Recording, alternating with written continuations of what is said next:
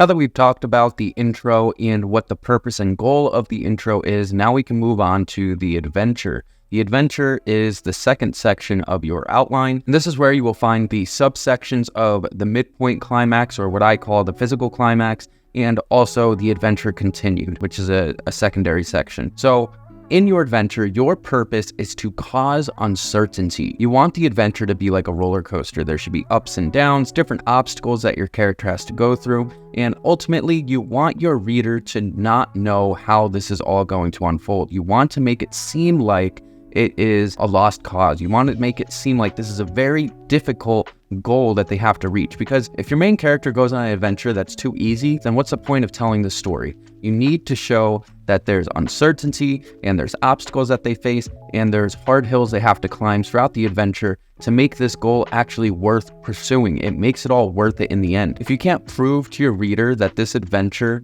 lines up with the value of the reward in the end, then your reader's going to be lost. They're not going to know why they even took this adventure with your character, and they're not going to be satisfied with the story. Along with doing this, you are going to be helping your reader explore a new world, and as I said before, helping them explore new obstacles. These obstacles can be similar to things that they face in their own life and situations that we can all relate to, or they can be completely new obstacles that are unique to your story, that are interesting ideas that you've come up with.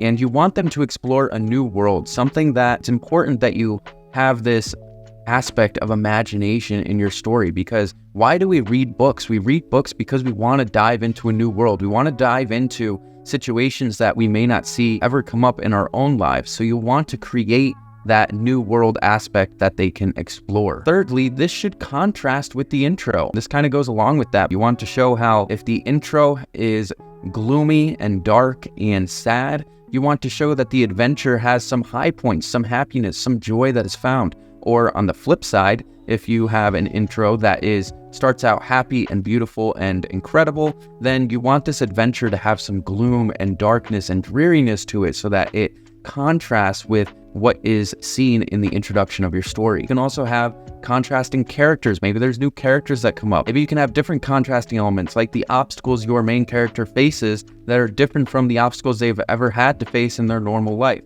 So think about how you can contrast this adventure with the introduction, whether it's putting your main character out of their comfort zone or putting them in scenarios that your reader may have never suspected. Whatever the case may be, make sure that you create a world that is contrasting with the introduction. And then, as I already stated, you're going to have a midpoint climax, a physical climax, something that is an epic feat that your main character has to overcome or accomplish. Maybe in a relationship, this is the moment where they finally get their first date, or maybe this is the moment where they kiss the girl, or maybe this is the moment where she says yes to be his girlfriend, or maybe in a crime story, this is where you have your first chase scene and they're after the bad guy and he gets away, or maybe this is the first shootout.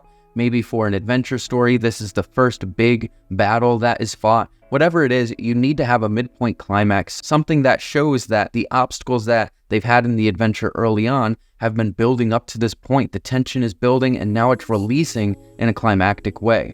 And then after, following your midpoint climax, often, not always, but often, there is a continuation of the adventure. They've accomplished this one feat, but this isn't the biggest battle they're going to face. This isn't the big climactic ending that you are going to have in your story. They've had this midpoint climax, they've defeated a bad guy, or they've overcome their largest obstacle yet, but there's still more training needed in order to get to the climax, or there's still more adventuring that's needed to be done in order to get to their climactic finish. So that is where the adventure is continued. Now, some stories will skip over the adventure continued. One right after having their midpoint climax, you'll go right into your next section.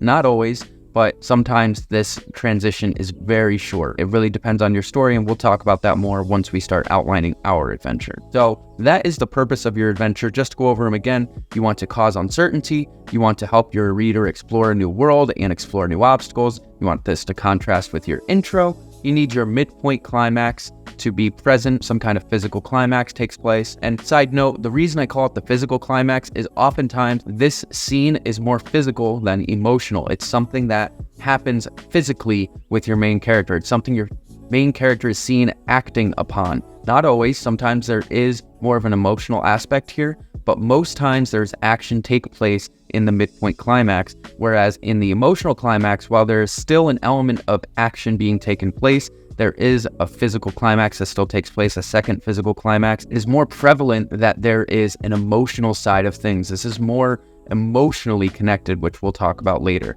So this midpoint climax is your physical climax, and then lastly you have the adventure continued, where the adventure continues going on towards the next transition where we'll move on to the failure. Now, the last thing I want to touch on is, what is your goal as the writer when you are writing the adventure? And the main goal is to keep your reader's attention. This is one of the hardest things to do when writing a story, and I don't mean to scare you away by saying that, but it is very difficult to keep a reader's attention throughout an entire adventure. The longer you make it, the harder it will be. That doesn't mean it should be short, because you do want your adventure to be the longest portion of your story, but it is important that you keep your reader's attention, keep them guessing, keep them uncertain, keep them having highs and lows and wondering what's going to happen next, and excited to see what happens with your character and how they evolve as a person. You want to keep your reader on the edge of their seat while they're reading through the adventure, or they're just going to give up. They're not going to care to see how they get the reward in the end. You want to make the stakes high, and you want to have them risk everything in order to get to that climactic finish. And again, your climactic finish has to be good enough for your reader to want them to even get through this adventure. If they're risking their life for a jar of cookies, it's not worth it in the end. Your reader's going to be like, what's the point of going through all of this for a silly jar of cookies? But if you follow these tips and keep your focus on these purposes of your adventure, having uncertainty, exploring a new world, exploring obstacles, contrasting with the introduction, having your midpoint climax, something that can help spice up a story and rejuvenate your reader to keep going, and then have your adventure continued and more training and trials and errors, then that is going to keep your reader's attention. And if you do that well, then you'll keep them going until the next section.